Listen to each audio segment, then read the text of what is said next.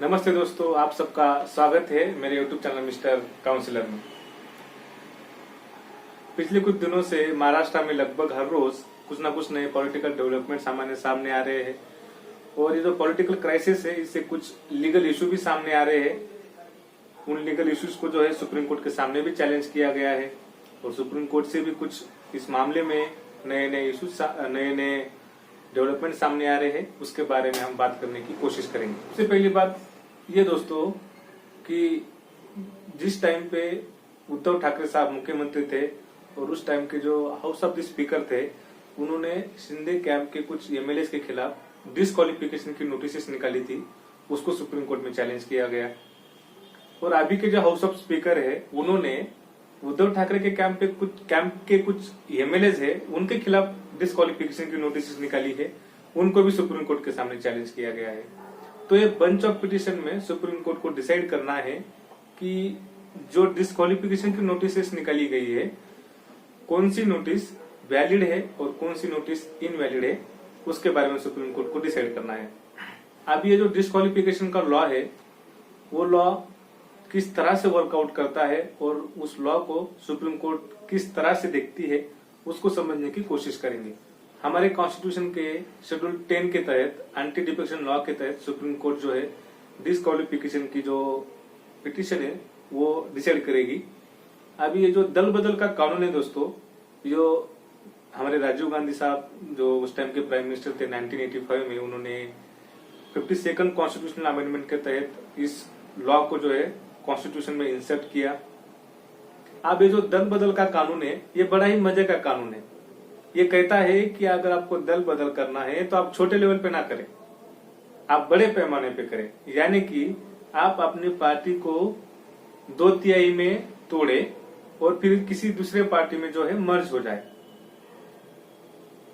Current scenario में शिंदे साहब ने ये तो कर दिखाया, उन्होंने 2/3 या फिर 2/3 में शिवसेना को तोड़ तो दिया, लेकिन अब तक वो किसी पार्टी में मर्ज नहीं हुए हैं या फिर उन्होंने कोई नई पार्टी फॉर्म भी नहीं की है। तो यही सुप्रीम कोर्ट को डिसाइड करना है और उनके पास शायद ये दो ही ऑप्शन है, या तो किसी पार्टी में मर्ज हो जाए या फिर अपने लिए नई पार्टी बना ले। अभी आपको पता है दोस्तों, शिंदे साहब जो है वो बड़े ही सेल्फ मेड आदमी है। ये कहा जाता है कि ऑटो ड्राइवर थे और ऑटो ड्राइवर से मुख्यमंत्री पद तक का सफर अगर कोई इंसान तय कर रहा है तो जरूर उनमें कोई खास बात होगी। तो शायद वो ये नहीं चाहते कि वो बीजेपी में मर्ज हो जाए। अगर वो बीजेपी में मर्ज हो जाते हैं तो एज शिवसैनिक जो उनकी इमेज या फिर जो उनकी आइडेंटिटी लोगों के सामने है, शायद उस पर बहुत बड़ा इम्पैक्ट पड़ सकता है। शायद इसलिए उन्होंने इलेक्शन कमीशन के सामने एप्लीकेशन डाला है कि शिवसेना का जो सिंबल है या फिर शिवसेना का जो लोगो है वो उनके कैंप को अलॉट किया जाए। अभी सुप्रीम कोर्ट के सामने ये भी बात कही गई कि जो इलेक्शन कमीशन के सामने शिंदे साहब के ग्रुप ने जो एप्लीकेशन डाली है कि उनको शिवसेना का सिंबल मिलना चाहिए, उस पे फिलहाल के लिए रोक लगा दी जाए, क्योंकि जब तक सुप्रीम कोर्ट ये न डिसाइड कर ले कि किस पार्टी के एमएलए या फिर किस कैंप के एमएलए डिस्क्वालीफाई हो जाएंगे, तब तक ये उचित नहीं रहेगा कि इलेक्शन कमीशन जो है इसमें अपना फैसला सुना दे सिंबल किसको अलॉट करना है इसके बारे में। अभी लीगली स्पीकिंग दोस्तों, शिवसेना जो है under section 29A of the representation of people act 1951 के तहत रजिस्टर्ड है as an association of person करके। और इलेक्शन कमीशन की जो इसमें भूमिका रहेगी या फिर रोल रहेगा, वो बड़ा ही इम्पोर्टेंट रोल रहेगा, क्योंकि इलेक्शन कमीशन को ये भी देखना है कि जो पार्टी का ऑर्गेनाइजेशन स्ट्रक्चर है, उन सब बातों को ध्यान में रखते हुए इलेक्शन कमीशन को जो ये डिसाइड करना है कि जो शिवसेना का सिंबल है वो किस कैंप को अलॉट करना चाहिए। क्योंकि ये बात सच है दोस्तों कि सुप्रीम कोर्ट ने कुछ केसेस में कहा है कि जिसके पास मेजॉरिटी है उसका क्लेम कंसीडर किया जाए, लेकिन इसका मतलब ये नहीं होता है कि अगर आपके पास मेजॉरिटी ऑफ एमपीज है या फिर एमएलए है तो आप उस पार्टी के सिंबल को क्लेम कर सकते हैं। एक पार्टी का जो ऑर्गेनाइजेशन स्ट्रक्चर होता है वो किसी एमपी या फिर एमएलए से बहुत ज्यादा बड़ा होता है। तो इन सब एस्पेक्ट को इलेक्शन कमीशन जरूर देखेगी।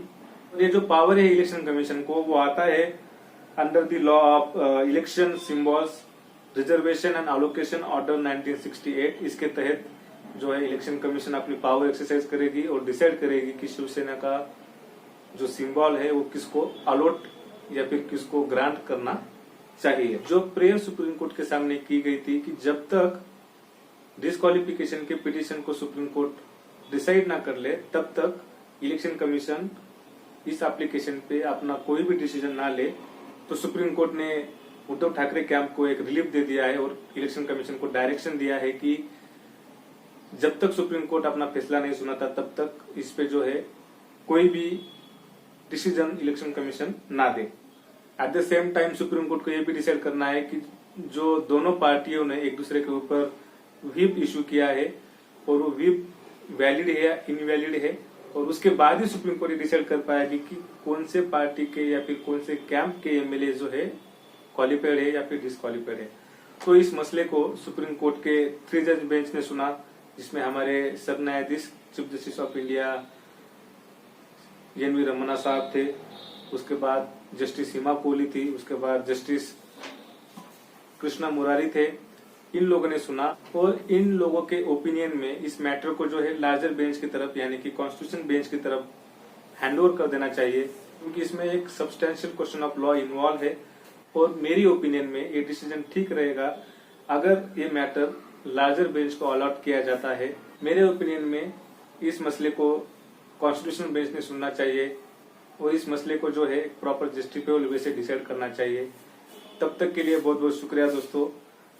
इसके बाद अगर इसमें कोई नए डेवलपमेंट्स आते हैं तो उसके बारे में हम जरूर एक नया वीडियो बना के आपसे डिस्कस करेंगे। बहुत बहुत शुक्रिया।